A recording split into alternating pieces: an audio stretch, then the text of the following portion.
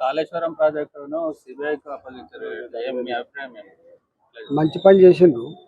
వాళ్ళకు చేత కాదని తెలుసు, వాళ్ళ రిపోర్టు తడకని తెలుసు, వాళ్ళ రిపోర్టు నిలవదనేది వాళ్ళకి అర్థమైంది కాబట్టి ఇవాళ వాళ్ళు డిజైన్ చేసుకోవడం కోసం ఈ పని చేసిండ్రు. ఏది ఏమైనప్పటికీ కూడా ఖచ్చితంగా సిబిఐ సంపూర్ణంగా ఎంక్వైరీ చేస్తాని, దాన్ని జరిగిన అక్రమాలను వెలికిస్తాననే విశ్వాసం మాకుంది. ఇంకా 200 ఇళ్ళ దాకా ఇంకా పంచేది ఉన్నది.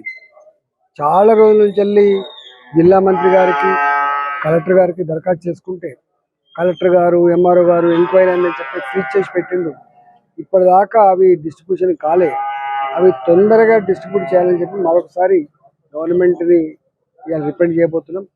మూడవదికి ఇక్కడనే ఇంతకుముందు టాయిలెట్స్ కట్టిన జాగుండే, పాత టాయిలెట్స్ కట్టిన జాగుండే. ఆ జాగలో ఒక మంచి ఓపెన్ జిమ్ కానీ, అదేవిధంగా కమ్యూనిటీ హాల్ కోసం వీళ్ళు అడిగినారు. తప్పకుండా పని చేసి పెడతాం. ఇవాళ ఇక్కడ రోడ్లన్నీ డ్రైనేజీ పైప్ లైన్ల కోసం తవ్వి బొందలగడ్డగా మారిపోయినాయి. ఒక 70 లక్షల రూపాయలతో అక్కడ ఒకటి రోడ్ వేస్తున్నారు. అదేవిధంగా అవతల వైపు కంటోన్మెంట్ కింద వచ్చేటువంటి దాంట్లో కూడా ఒక 55-60 లక్షల రూపాయలతోటి ఒక రోడ్ కూడా వేయబోతున్నాం. ఏది ఏమైనప్పటికీ కూడా 303 కోట్ల రూపాయలు ఏ కంటోన్మెంట్ జాగలైతే పోతా ఉన్నాయి, దానికోసం మనకు డబ్బులు జమ అవుతున్నాయి.